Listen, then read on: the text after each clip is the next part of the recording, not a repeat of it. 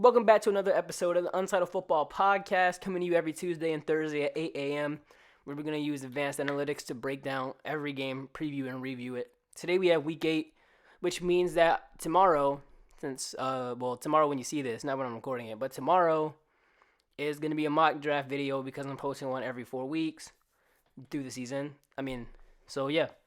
Hope, like, subscribe, comment.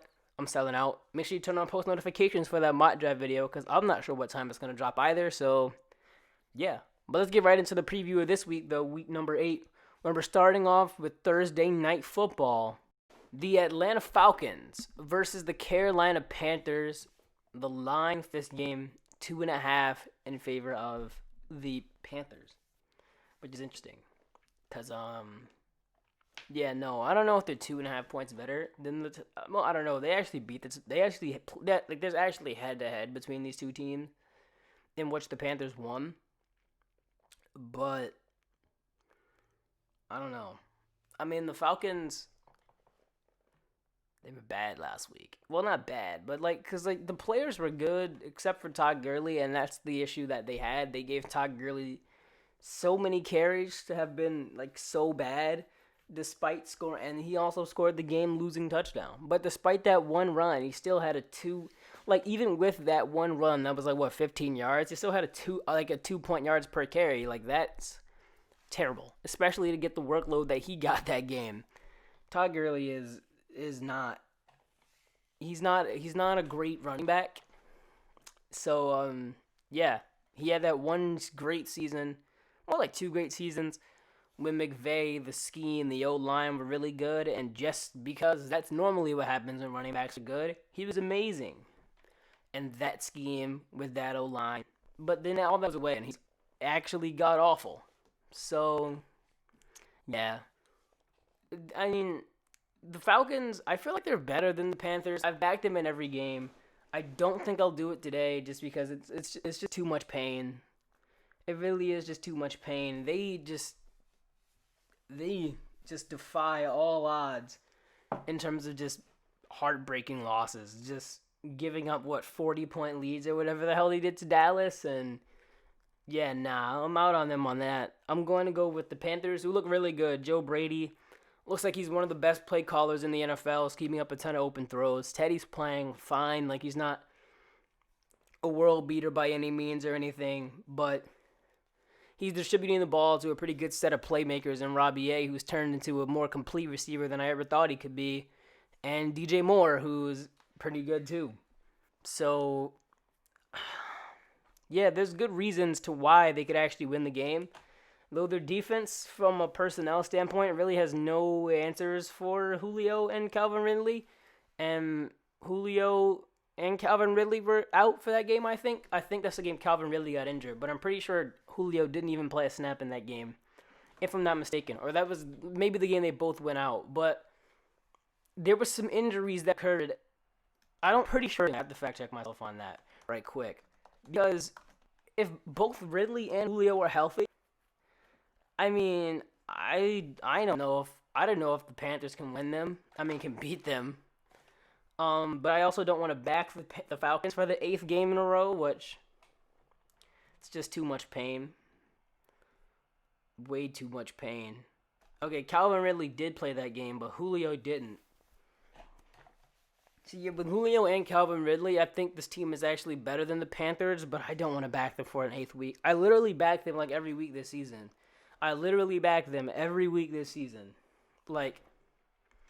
I backed them against the Seahawks for an upset. I backed them against the Cowboys for an upset. Backed them against the Bears. I backed them against the Panthers when they played them the first time. Oh, I didn't back them against Green Bay, but I'm done with the pain of Atlanta. I'm gonna go with Carolina because it's actually a realistic window in which they win the game. But if Julio and Calvin Ridley are both playing, then not even if Julio and Calvin Ridley both playing, I don't think that the Panthers actually have anybody to cover them.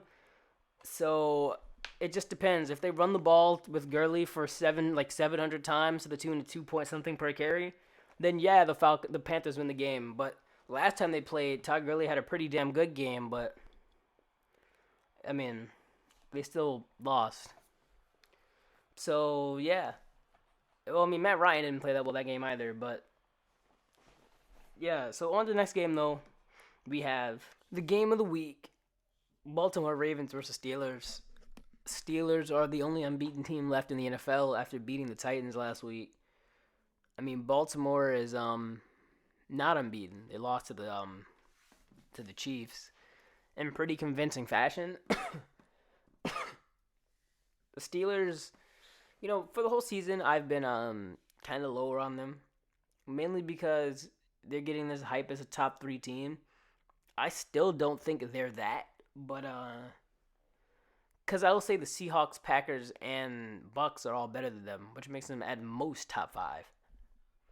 So I don't think they're a top 3 team like people think they are. I think their defense is a little overrated due to the fact that they play the Giants, the Steelers, and the Texans, who put up 21 and 1/2 on them, and the Eagles, who had a pretty solid offensive performance on them. Like, I think their defense is overrated, but I mean, every defense is. There's only like 2 good defenses in the NFL. I mean, the Steelers might be one of them, but now that I think about it, I think Baltimore's defense is better. Like, I think it's just a better version of Pittsburgh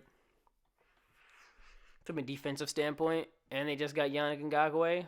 I mean, I don't think that changes much. Or changes my opinion on the game, whether he plays or not, because I don't know if he's even eligible to play yet, because he has to go through all the little COVID stuff now, so I'm not quite sure if he's allowed to play or not. I think he is, but that doesn't change my opinion on the game.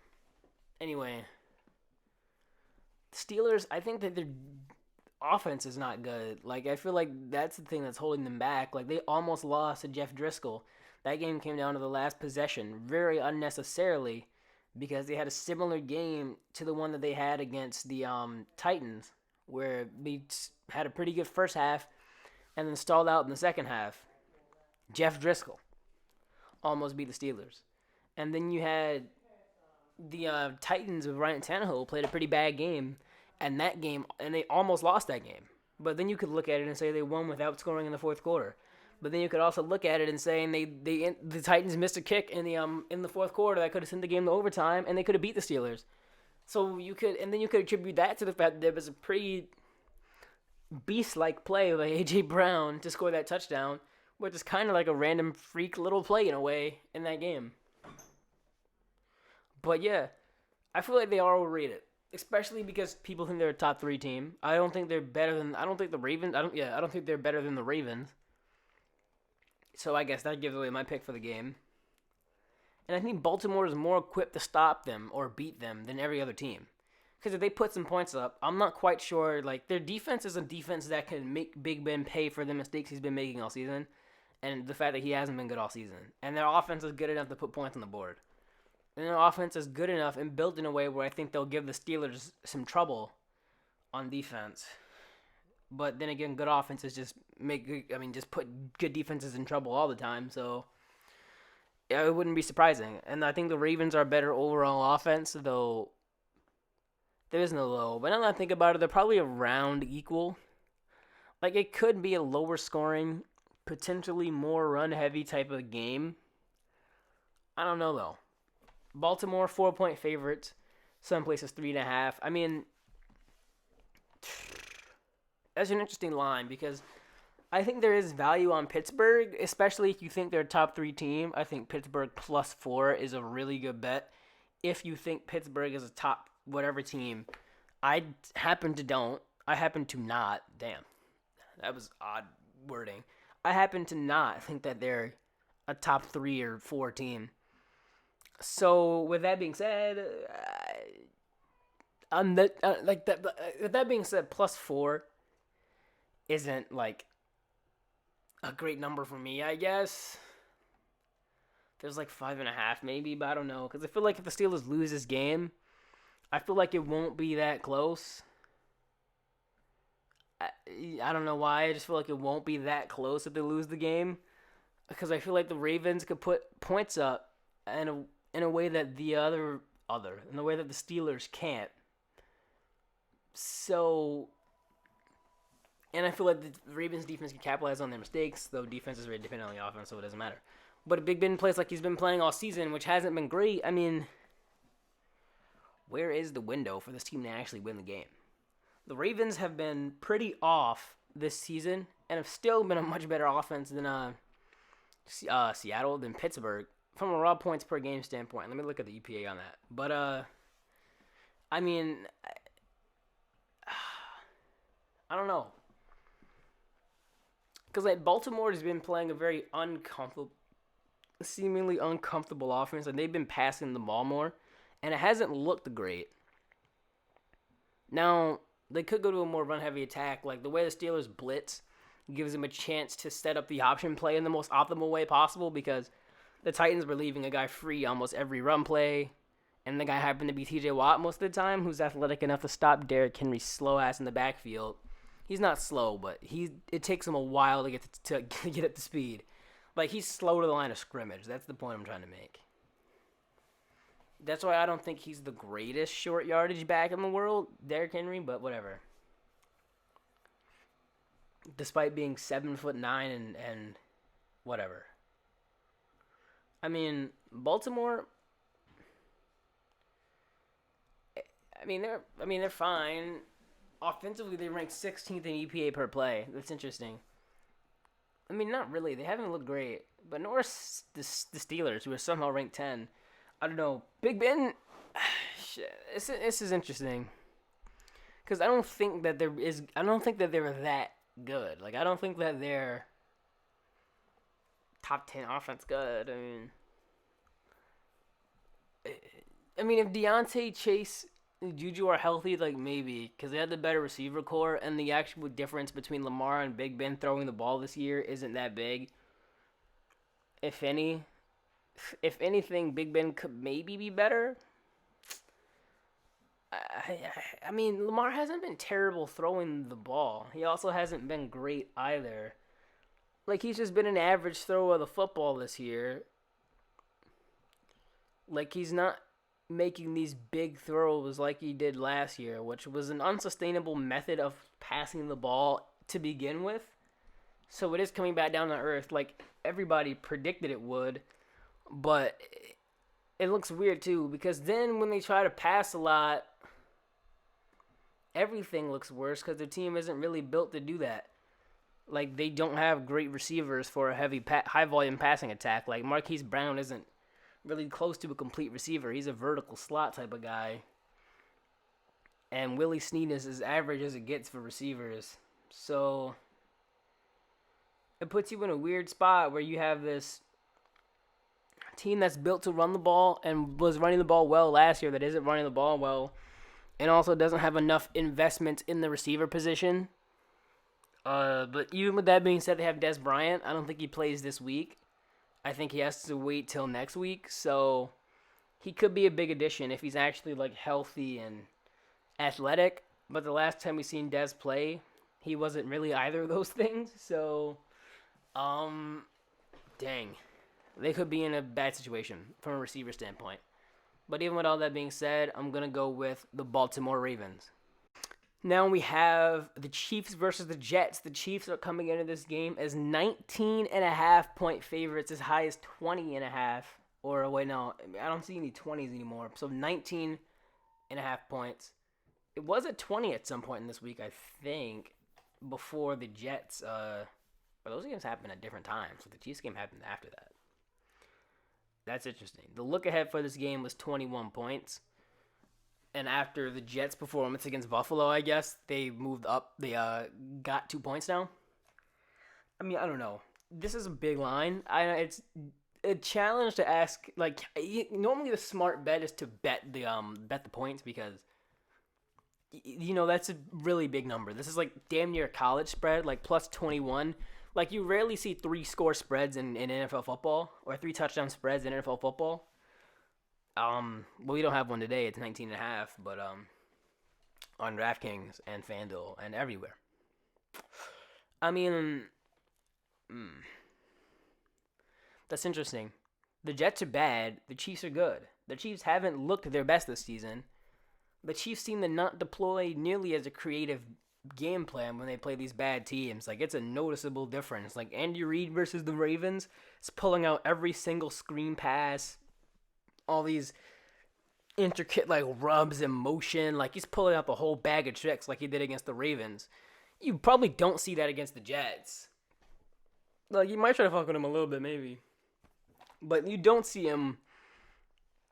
Like, you don't see Andy Reid's full-fledged creativity from a play calling standpoint on display against bad teams. And this could be the case. Even still, they don't have to go all out. They don't have to go super hard to beat the Jets. The Jets are worse than the Broncos. And they just beat the Broncos by like 23, so. But then again, I'd probably say that the Jets have a better quarterback than the Broncos because Drew Lock is fucking terrible. But yeah. Patrick Mahomes and this team, I think they cover. Damn, I got some hiccups. All right, so I'm back now. Had to get the hiccups out of my system right quick, but yeah. I think the Chiefs do cover. The Jets are bad, and they're worse than the Broncos. Though the gap between those two teams might be a bit smaller than we think it is. I mean, they did play each other.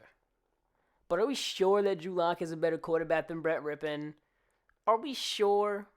Because, bro, Drew Lock is not a good quarterback. I'm not 100% sure he's the best quarterback on their roster. In fact, he might be last. I don't know. None of them are good. Like, they're in a fucked up situation. Because they might not be able to draft Justin Fields or Trevor or Trey Lance. I mean, they might. They're actually bad. Like, they're probably in the running, like, deep in the running for, like, a top 5 pick in the draft. So, with that being said, yeah, they probably could land themselves a Fields or a Lance, saying that Lawrence goes 1. Imagine if the Jets get the number 1 pick and draft, like, Penei Sewell. Like, as good as he is, a tackle makes nowhere near the impact that an elite quarterback could. Like, if you get an elite quarterback versus an elite tackle is like the difference between one win and one win. But an elite quarterback has a difference between, like, one win and like 8, maybe. I don't know. Like, let's say hypothetically, the Jets could have, like, 7-game improvement just by adding Trevor Lawrence to the lineup. So, yeah. I mean, Baker Mayfield did it. They added some other pieces. They bought in Baker Mayfield. They went from an 0-16 team to a 7-8-1 team just by adding a good quarterback. Or at least he played good that year, though Baker Mayfield might not be good. So, yeah. And I think Trevor Lawrence is a better prospect than Baker Mayfield was at Oklahoma. So, yeah. But let's just talk about Trevor Lawrence, I guess. Didn't have his best game. Threw a pick 6. Whatever. Made a couple good throws. You know, Justin Fields is back, too. Now, they're in the Trevor sweepstakes. They're probably going to get Trevor. It's going to go number 1. But probably. If they go another direction, they've done the wrong thing. Unless they trade back for a massive haul. But even still, it probably won't be worth it because Trevor Lawrence could be better than what Sam Darnold could ever be. Like, there's a possibility that Trevor Lawrence is better than what Darnold could ever be with any supporting cast. Well, not any supporting cast, but any, like, possible supporting cast. There's a chance that Trevor Lawrence is better than Darnold anyway. So at that point, you just traded out of potentially the best quarterback in the NFL, or one of the best quarterbacks in the NFL, potentially. So, because I think you don't want to just have a guy at quarterback. I think you want to have the guy. And I think Trevor Lawrence is an obvious enough upgrade over Darnold that he could be the guy. So, yeah. On to the next game, though. Now we have the Tennessee Titans versus the Cincinnati Bengals. Tennessee Titans are double-digit favorites. They are not double-digit favorites. They're 9-point favorites on DraftKings. 5.5 on FanDuel. 5.5 on Bet Points. 5 on BetGM. So DraftKings has them significantly higher than anybody else. So, wait, what the hell? The Bengals are 9-point favorites on DraftKings? What the hell is going on here? Let me refresh the page. Is that a typo? Hold on. I gotta go to the official DraftKings website now. Something seems off about that. There's no way. There's no way that they're. There's absolutely no way that they are 9-point favorites over Tennessee. What? Hold on. I mean, if that's the case, then Tennessee plus 9 is the steal of the century. But at 5.5, minus 5.5, which seems like a better lining here. So I'll base it off of that, I guess. I mean, Tennessee, I think, is a really good offensive team and a pretty bad defensive team. So there could be a lot of points here. So betting over on the total could be a pretty good play here. But I'm not. Wait, what? There has to be a glitch with the DraftKings. They have the total as 39, and they have the total at 39, and they have the and they have the what's-his-face is at the spread at plus 9.5 Tennessee. Like, what is going on here? But then you have 54, 53. Okay, so that makes more sense. I think I still go over the total. Actually, that's a lot of points. Maybe under's a better play here. Because... okay, it's even line, though. They're both minus 10, 110. So, never mind. Maybe that's not true. Anyway... I think the Titans are a better team, offensively at least. They've had Adoree gone all year on defense. I think that's been a huge loss for them. Saying that they had like 4 guys in the secondary that didn't suck, and now they have 4 guys in the secondary that do suck. So they're in a bad spot now. But I still do think that they're better than the Bengals. Now, the Bengals... This could be a high-scoring game, actually. This could be a pretty high-scoring game. This could be similar to how the Jags versus Titans game went. No defense being played. Just points, points, points, points. First person to kick a field goal loses. This could be a Matt Ryan game. And if it's not, well, then they might lose it. But, did I say Matt Ryan? Wow. I mean, Ryan Tannehill is pretty similar to Matt Ryan. But, this could be a Tannehill game. If it's a Derrick Henry game, I mean, against this team, I think it could work. But, I'm not sure. I also thought the same thing when they played the Jags, and it didn't work. Derrick Henry's had one good game all year, so it hasn't worked against most teams. So, like, maybe they should take their cue that pounding Derrick Henry into a brick wall 30 times a game is not a good idea. But maybe they don't. I still think Arthur Smith is a pretty good coordinator, but Jesus Christ, can you get off of Henry? Like, I like the way he's been playing this season.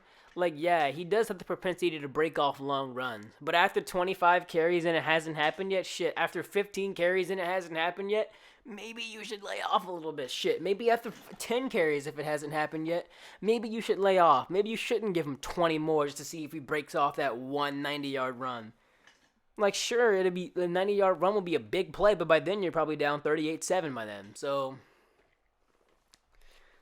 it's just not great play calling. I do think he's a good play caller, though. Minus that. Minus the overusage of Derrick Henry. Like, Tannehill's not a bad quarterback. A.J. Brown's not a bad receiver. Adam Humphries isn't a bad slot receiver. Though he's probably about as average as a player as it's going to get, but still, it's not a bad player.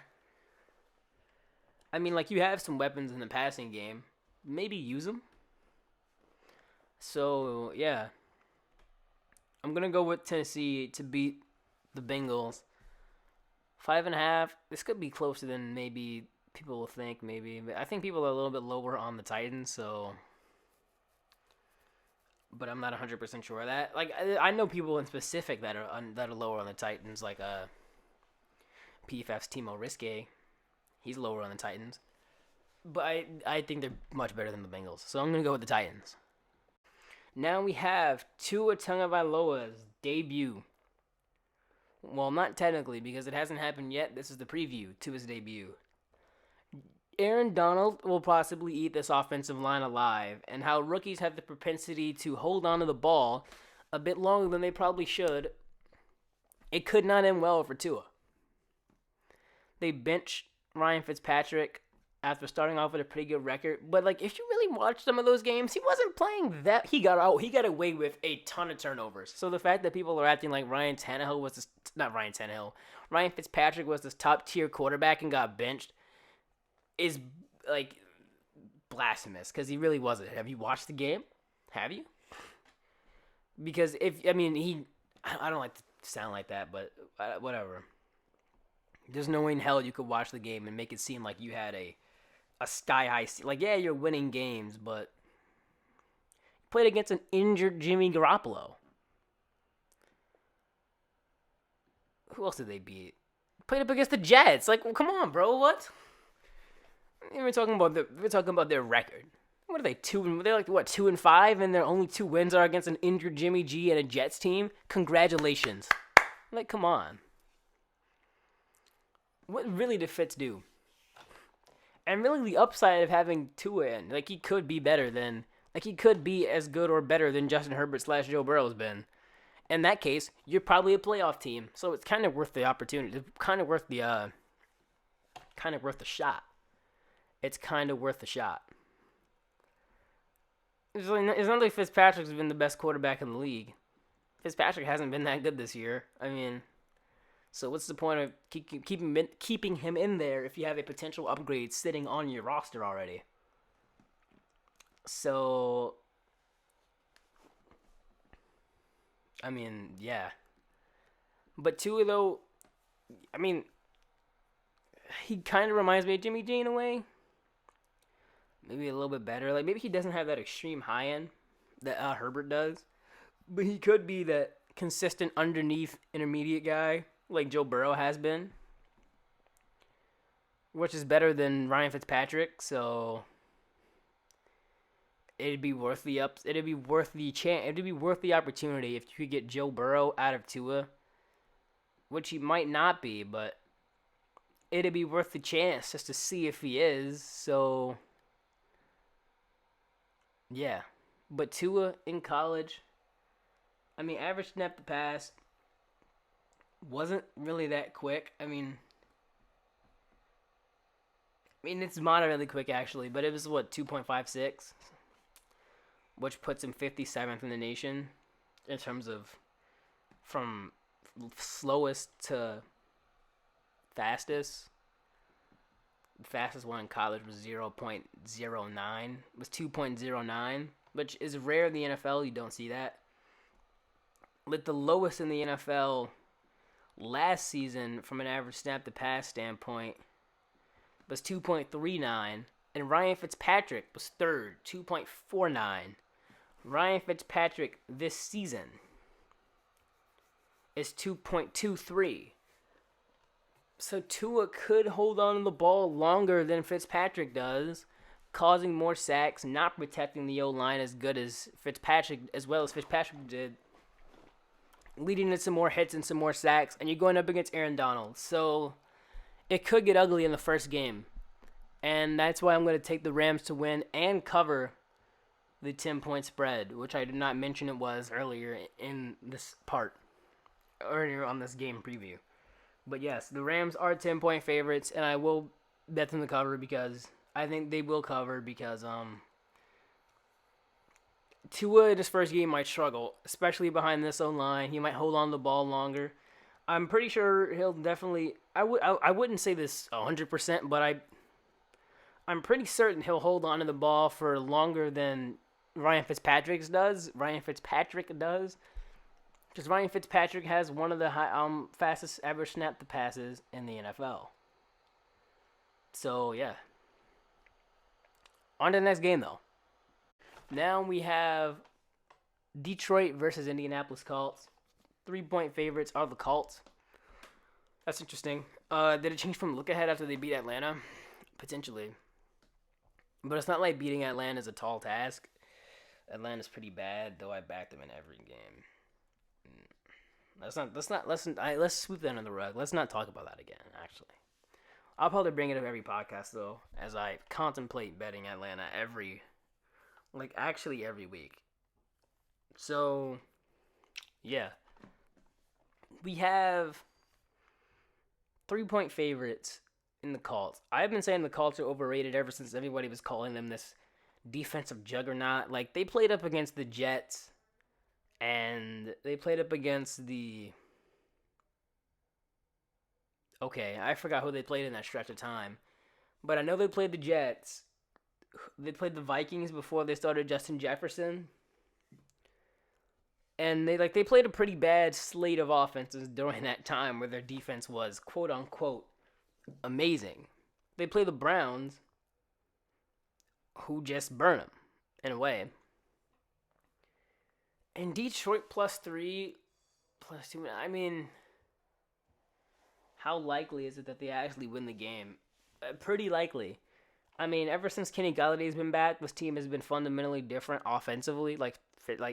He's made Stafford better. Like, I kind of toyed with the idea that Galladay might be a bit overrated because he can really only win in one way, which is contested catches, which is still true, but maybe there's some value to that. I mean, there is some value to that based off the fact that Stafford had that when he had Calvin Johnson, but he wasn't really a good quarterback when he had Calvin Johnson.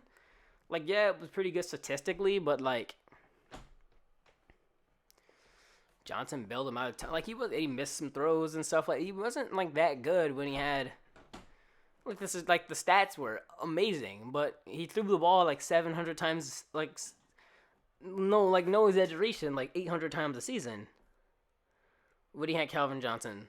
So, I mean, like, it was good, but it wasn't that good. Like, I mean, the stat line is impressive. Like, 40 touchdowns and 5,000 yards or something like that? Like, yeah, that looks cool until you take a deeper dive into those numbers. So, but yeah, I think Kenny Galladay fundamentally changes the way Stafford plays. He's been way better since he came back from injury. Like, he's made this team better. A lot better. And that being said, I don't think the Colts have anybody to cover him.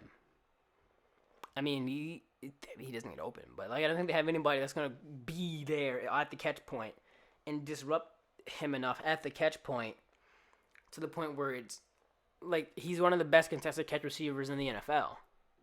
Like, whether that's all they can do or not, but he's one of the best contested catch receivers in the NFL. So that being said, I mean, no, that's not really what I meant to say. With that being said, because that would mean. But yeah, with that being said, I don't know. I don't think the Colts are that good, so I'm gonna go with Detroit +3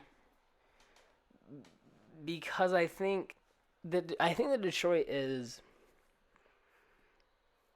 I don't know if they're better, but I think with Galladay they are a better team, at least offensively. Defensively, they could struggle a pretty good amount. Jeff Okuda still struggle. I was really high on him coming into the draft. I was like, he disappointed the hell out of me. Hasn't been great at all, really. But none of the cornerbacks have, but that's not an excuse for one to not be great either. Seeing that I thought Okuda would be a pretty good plug-and-play in the system. Though they are mixing it up and running a lot more zone coverages, which he hasn't been good in. But yeah, I'm going to go with Detroit to upset the Colts based on the line at least. So yeah, on to the next game. We're on to a game now where in like week 2, it felt like this was gonna be like one of the best games of the year, maybe. But now it's not so promising. Because at one point in the season, you had Josh Allen playing at like an MVP level, Cam Newton playing at an MVP level, at least for that one game against Seattle. But both of those guys crashed all the way down to earth. And Cam Newton fell further than Josh Allen, but they both fell pretty far. But this isn't really a big game or a good one. The Bills are 4.5 point favorites, 3.5 point favorites So there is no line on DraftKings yet. So yeah, after the 49ers just came off of getting their head kicked in, and the Bills basically came off of getting their head kicked in after not covering for the Jets got their first cover of the season against the Bills. That's tough. So I mean, the Bills, I was flirting with the idea that they were probably overrated. Like, they did play a pretty easy schedule, and then when they played just a little bit tougher of a schedule, and I did say that this was maybe a stretch of, this was the best 4-game stretch of his career, Josh Allen. Falls further down from grace than I thought he would, actually. Well, the box score didn't look bad against the Jets. I mean, it was pretty ugly watching it, though. Cam Newton, though, ugly box score and ugly on tape. It was bad. The accuracy wasn't there. So throwing some terrible interceptions. It just wasn't. It's just not good right now. And I don't know if they're in for a bounce back spot. Now the Bills' defense hasn't been good, but the way that Cam Newton's been playing, they probably will look good because Cam Newton has looked bad, like really, really bad. Now, it could be a case of where he looks like he did against Seattle, or maybe the Bills play the 85 Bears or something. It's, go either way. This is like the battle of the two most volatile quarterbacks in the NFL, potentially, though. Well, I feel like Josh Allen's kind of cranked down on the volatility. Because watching the games against Seattle and Kansas City and even the Jets, Josh Allen's been more conservative. He's been taking the underneath stuff way more often than he was even in the beginning of the season, and definitely taking it more often than he did last year. But sometimes it feels like they don't trust Josh Allen. They're in these situations where they're down by a pretty significant amount of points, and Josh Allen's throwing for an A dot of 4. I mean, to be fair, I probably wouldn't trust Josh Allen either, but I mean, maybe their coaching staff knows they fucked up. But I don't know. Because the last couple of games, it hasn't looked good. It really hasn't. In fact, it's been pretty bad. So, that being said, even with that being said, I'm going to go with the Bills. And I'm going to go with them to cover just because the Pats have looked terrible. Really bad. So I'm gonna go with them to still beat the Pats, but it could be an ugly, low-scoring game potentially, or it could be a fireworks show. That's kind of what you get with both of these quarterbacks. Though, like I said, Josh Allen has cut down on the volatility. So, yeah, he's not this quarterback that's, and even hold on. I have a pretty quick nugget right now. The last 3 weeks in his decline period, if you will, he's regressed all the way back and even under last year's Josh Allen in terms of adjusted completion percentage on deep balls, where he is now sitting at 29th out of 31 with a 20% adjusted deep ball completion rate. Interesting. Just some quick food for thought, I guess. But on to the next game, though. Raiders versus the Cleveland Browns. Las Vegas Raiders coming off of getting pounded by the Tampa Bay Buccaneers, and yet they're only 2.5-point dogs to the Browns. I mean, the Browns might not be that good. They lose to good teams and beat bad teams. So, with that being said, the Raiders fall closer to the spectrum of bad team, in my opinion at least, to where I think that the Browns probably win, and 2 points is really disrespectful. Because they only came into that Bucs game as 2-point favorite, 2-point dogs as well, which is steep, saying that the Raiders aren't that good. So, I don't know. I mean, I think the Raiders are not that great of a team. And Odell is gone. I don't think that's going to matter against another bad team in the Raiders. I think they probably have the chance to put up a ton of points against Las Vegas. And Las Vegas has no business being 2.5 point dogs in this game. I think I don't know, because how many points are they worse than the Browns actually? In my opinion, maybe closer to like 3.5, 4. Is where I'd line that game at least. Maybe even like 5, 4.5, 5, 5.5. That's a big difference, but whatever. I'm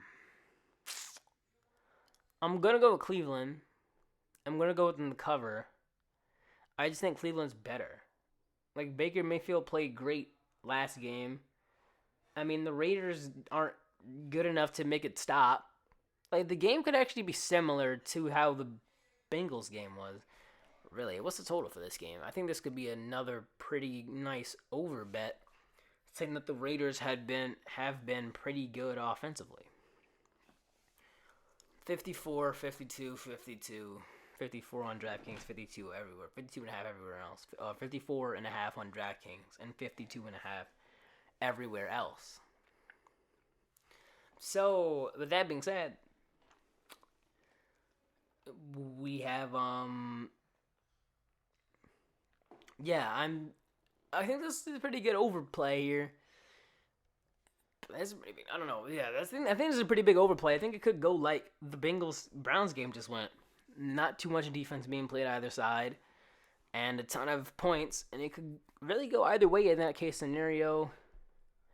So maybe I don't pick them to cover, but they could still win by 3 and cover. So the Browns, that is, they could still win by 3 and cover. So yeah, I'm gonna go with the Browns to win and cover against Las Vegas. Now on to the next game: Minnesota versus Green Bay. Green Bay covered this game 7-point favorites against the Vikings. They've already played the Vikings. They beat them down until the end of the game where they actually covered. Well, no, I don't think they covered because I think that the Vikings were actually favored at coming into this game. Coming into this game in week 1. The Pats versus Vikes game week 1. I think that the Vikings were favored it, which I felt was always highly, highly disrespectful because I thought the Vikings were bad coming into the year. And they've been maybe a bit worse than I thought they were going to be, but they're pretty shitty. Anyway, though, coming off of a bye week is the Vikings, I think, if I'm not mistaken. I don't remember. Coming off a bye week is the Vikings. And coming off of a big win against the Texans is Green Bay. So, well, that doesn't affect anything here, really, but what are the Vikings going to do that the Texans couldn't? Not much. They might be a bit better offensively, but, like, how much? Probably not much, because I think Watson kind of covers all the difference in supporting cast, which might not be as big of a gap as people might think it is. I don't know. Justin Jefferson's actually better than Will Fuller, and Will Fuller's the best receiver on their team, so never mind. Pretty good receiver core. I don't think their offense is well coached. I think that the offense isn't that great from like a game flow standpoint. I mean, Dalvin Cook is good, but paying him that much money and giving him that much volume, I mean, kind of shows you why you don't pay running backs. Because, I mean, look at what the team has done. You are 1-6. Or 1-7, whatever they are. Or 1-5, whatever they are. So, that being said, I'm going to go with the Packers. And I don't think the Vikings are that good. I mean, they could maybe backdoor cover, but no. I'm going to go with Aaron Rodgers and his Vikings and his Packers to beat the Vikings and move on to 6-3 or whatever they are? Something like that. So, yeah.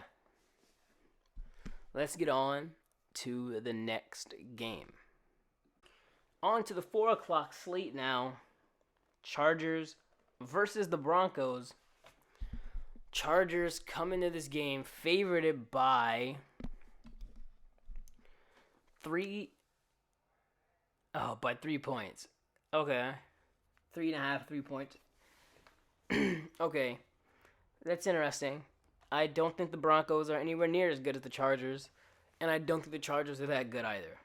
Well, they actually have been the last couple of games. But, I mean, despite one game where Justin Herbert was under pressure and made a ton of throws, talking about the Bucs game, he hasn't played a great stretch of opposing defenses, though a lot of the league hasn't because, like I said, every defense isn't good. So, with that being said, I mean, then again, Justin Herbert is a way better quarterback than Drew Lock ever has been. Like, Justin Herbert probably flashed more and showed more in his first game than Drew Lock has in his entire career. Like I said earlier, I'm not sure if Drew Lock is even the best quarterback on their roster. I don't know. He probably is, but if he is, it's not by a significant amount. He's not a good quarterback. And they put him in a situation where if he wasn't good, then he's just not good because the weapons were really good. Like you go out and draft Jerry Jeudy, go out and draft KJ Hamler. You have Courtland Sutton still in house.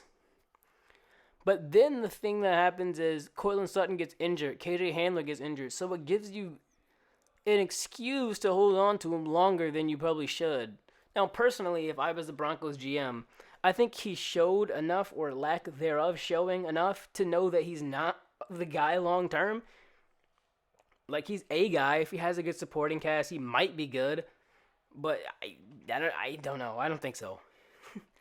And even so, you're looking for a the guy. So, if it's the point I'm trying to make is that the point I'm trying to make is that The point I'm trying to make is that Drew Lock is not going to hold me back from drafting Justin Fields or Trevor Lawrence or Trey Lance. Shit, maybe Kyle Trask. I call him Trial Cast. Damn. It's not going to hold me back from drafting Kyle Trask or Zach Wilson. Why? Because I think all of those guys are better than Drew Lock. Or probably could be. Because Drew Lock hasn't been... It probably wouldn't be difficult for those guys to be better than Drew Lock. Because Drew Lock isn't good. So... yeah, Justin Herbert's a far better quarterback with a better supporting cast, at least from a receiver standpoint. The O-line kind of sucks, but yeah. But the thing about Herbert is that a lot of the stuff he's doing is kind of volatile.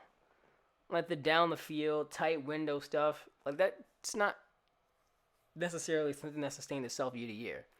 But this is kind of what Baker Mayfield was his rookie season. And then the next season, he was not good at that stuff, which basically regressed himself into a bad quarterback. But I mean, Baker Mayfield also had a litany of other issues amongst just not completing those big throws at a high rate, at as high as the rate as he did the year prior. He had terrible pocket presence and stuff like that. I mean, Justin Herbert, he's playing really well. And he's playing way better than Drew Lock, so I'm going to pick the Chargers to win and cover. But I wouldn't be surprised if the Herbert train maybe slowed down just a smidge. But still, the Broncos have to score points, and their offense is so bad. So, I don't know. I'm going to go with the Chargers to win and cover. Now we have the Saints versus the Bears. Saints coming in this game favored by 4.5. Damn, the hiccups came back. 4.5 point favorites against the Bears, who came off of a pretty big loss against the Rams, and the Saints, who came off of a 3-point win against the Cardinals. So, yeah, Drew Brees, the big storyline in this game for me, Drew Brees leaving a dome for like damn near the first time all season. And looking at this from like a non-analytical standpoint, maybe this is, maybe not a non-analytical, but maybe this is a trap game. You have a game up against the Bucs next week, and you have this game right here in between a pretty bigger game, I guess. This game could get ugly. Like I said last week, he had a chance to rest up his noodle. He's in a dome. Now he's coming, and like I said, I said it when I was talking about weather in the playoffs, like Breeze going out to Chicago. Well, he is. And if you know what they call Chicago, the Windy City. Chicago, the Windy City. And Noodle Arms will not fare well in whipping winds. It just won't. I don't typically like to do this. I'm looking at the forecast. But the first time all podcasts, I'm looking at the forecast for the game. Cloudy, 23 mile an hour winds. That's 23 miles an hour higher. 23 miles an hour higher than inside of the dome. You know, it could get ugly. It could get really ugly with Drew Brees outside and the wind against Chicago. That being said, I just don't think Chicago's that good of a team. But it could be an ugly offensive game for the Saints. And +4 for that. I don't know. Maybe I'm factoring in the weather too much, but it actually will play a pretty damn big effect against a quarterback that has such a struggling arm like Drew Brees does. That's when it's going to pay the most effect, a matter of fact. And Foles has a stronger arm. He can actually zip it. He has pretty good zip. I think this could be a trap spot for the Saints, where they have a game against the Bucs next week. They're going into some ugly conditions against the Bears. I mean, it could be a low-scoring, uglier type of game. And for that matter, I might not pick the Bears to win the game, but I'll pick them to cover. But I can easily see a scenario in which the passing offense of the Saints is bad. But then again, how much is the wind going to affect a 2-yard pass or like a backwards pass in a way? So like maybe it won't play that big of an effect because he doesn't pull the ball down the field that often. I'm going to go with the Saints and a Bears cover because I think that even still their offense will be a bit worse. And Michael Thomas is coming back, so maybe they will be inclined to target the intermediates, or I think he's coming back at least. So maybe they'll be more inclined to target the intermediate ranges of the field a little bit more often with one of the best receivers playing at an intermediate range of the field. So maybe that might affect things a little bit more. So, but we might not see those deep outs that we saw last week. So, I mean, that might be a throw that doesn't happen. But we might see potentially a little bit more targeting over the middle of the field, but I don't know. I'm not sure. Michael Thomas, questionable for week 8. He's been questionable all season. So, yeah. Let's go on to the next game, though. I'm going to pick the Saints to win with the Bears cover. So, yeah. Let's go on to the next game. Seattle Seahawks versus 49ers, the next game on the slate of 4 o'clock. I said that backwards, whatever, though. 12-point favorites on DraftKings of Seattle. Everywhere else, they're 2.5. That's interesting. I think something's fucked up with these DraftKings lines. You know what? I think something's fucked up with these DraftKings lines. Some of them are really odd. Wait, what? Okay, I read that wrong. Because on DraftKings, for some reason, the Seahawks are 12.5-point dogs, or 12-point dogs to the 49ers. But everywhere else, they're 3-point favorites. So, we'll go by that. Which even still seems short. Like, I don't know. Because, I mean, the Seahawks defense isn't good. Nor is the 49ers, really. I mean, they're still not healthy. And they gave up 40 points to the Dolphins. Like, they look, yeah, sure, they will look good against, they will look good against Cam Newton, who's playing like ass. They will look good against Jared Goff and the Rams when they're dropping passes in the end zone. Like, yeah, they do look good. The Seahawks are the best offense in the NFL. So, I think that's a short line. I think that's too short. And with that being said, gotta go with Seattle there. A Seattle cover. Seattle's way better. I mean, the 49ers probably have a game plan to exploit the weaknesses of Seattle's defense, which is basically everything. So, the secondary looked good on paper until, you realize, like I did, that Quentin Dunbar is good, but maybe not as good as he was last year. And Shaquille Griffin is solid at best. Not as good as he was last year. A lot of the guys in that secondary came off of a career year that we probably knew was going to regress. So with that being said, the fact that they regressed, we shouldn't be shocked. And then Jamal Adams hasn't even played. So that's another thing that's happened. They had no pass rush, but they traded for Carlos Dunlap. That's interesting. They traded for Dunlap, and I don't know how much he helps with their pass rushing. Like he's definitely the best one on the line. But at the same time, he's a better run defender than he is pass rusher but he is a better run defender than he is pass rusher. But he was a pretty damn good overall edge rusher last year. Pretty underrated player. He definitely helps out a lot. He's probably going to be similar to Frank Clark, where Frank Clark's not great as a pass rusher, but he's definitely the best one on the team for the Seahawks. So he's probably take that role, be a pretty good run defender, just like Frank Clark was. So, yeah. The 49ers are, on the other hand, just, I don't know. They look pretty good offensive. Like, Jimmy G is going to have to throw more than a 6 average depth of target, or like a 5 average depth of target to beat Seattle. So, offensively, they might struggle because Jimmy G hasn't been that good when throwing a pass that's anything further than 2 yards. So, yeah, I'm going to go with Seattle to win and cover 3 against the 49ers. Now, we're moving on to some Sunday night football. For some reason, the NFC East keeps getting primetime spots. They got a Thursday nighter. They have the Giants on Monday.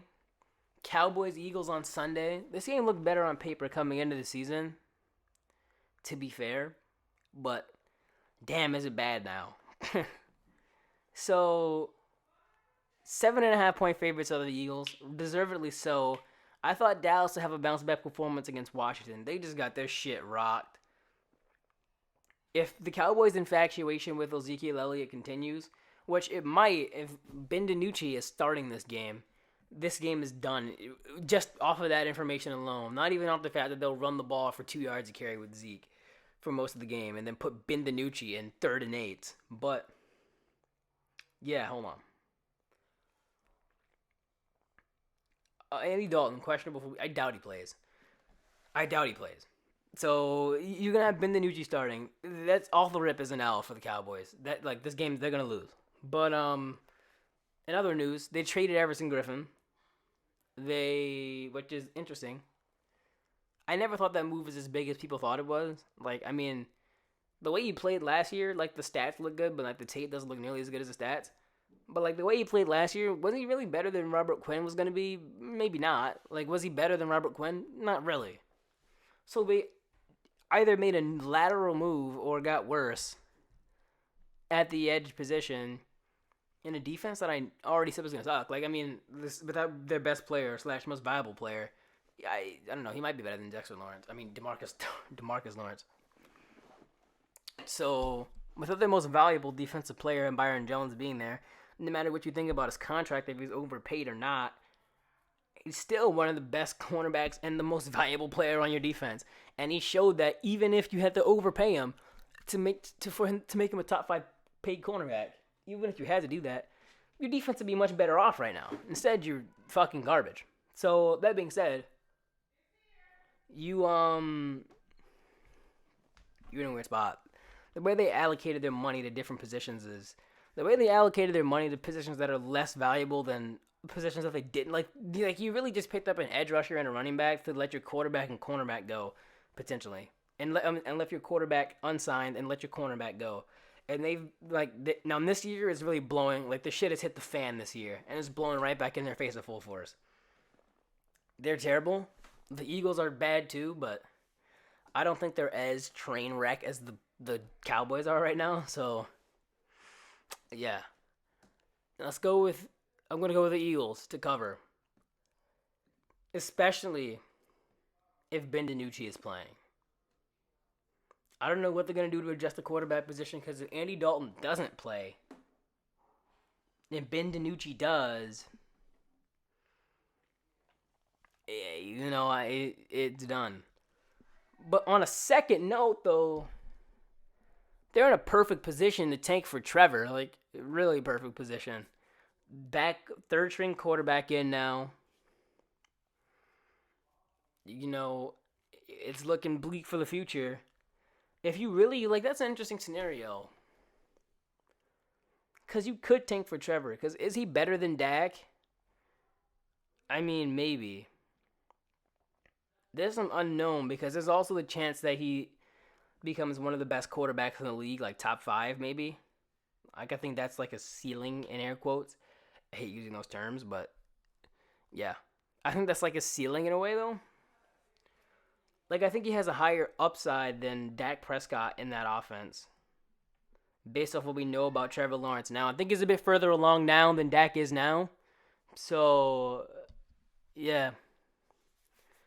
In a way, kind of, I don't know. It'd be an interesting scenario. They could tank for Trevor realistically.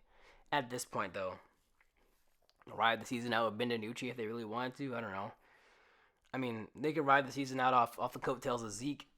He's not that good. So, your infatuation with Zeke can continue, and you could get... Bro, Zeke could run you right to the number 1 overall pick. And it'd be a blessing in disguise. No, really, though. Not the Tony Dungy way, but no, really. It could be a blessing in disguise if you just run Zeke 300 times a game to where you score 7 points a game and you just get blown out every game. A1 strategy. Because I don't legitimately know who they're better than. And watch them come out this game and win with Ben DiNucci somehow. I don't know how possible that is. On to the last game of the schedule, though, the Monday Nighter before the fantasy preview. We have Tampa Bay versus New York. As in the Giants, that is, New York Giants versus the Bucs. The Giants coming off of a loss on Thursday Night Football against Philadelphia, and Tampa Bay coming off of a big win. Not a big win. In point margin, it was a big win versus the Las Vegas Raiders. So, I mean, the Bucs should probably win this game. Make it short and simple. The Bucs are a better team than the Giants. I mean, maybe a little bit of a trap game spot. Maybe they don't cover the 10.5. But I don't know. Because the Giants have had a bad offense for most of the season, and the Bucs also have had the best defense. So that combination doesn't mesh well. In terms of EPA allowed, the Tampa Bay Buccaneers are the best defense in the NFL. And the Giants are 31st in offensive EPA, I think. So with that being said, that's a bad mix. You have the worst defense, you have the best defense and the worst offense going head to head. That's just a recipe for disaster. But this is a possible letdown spot with the Saints looming over their head in week 9 when they get AB.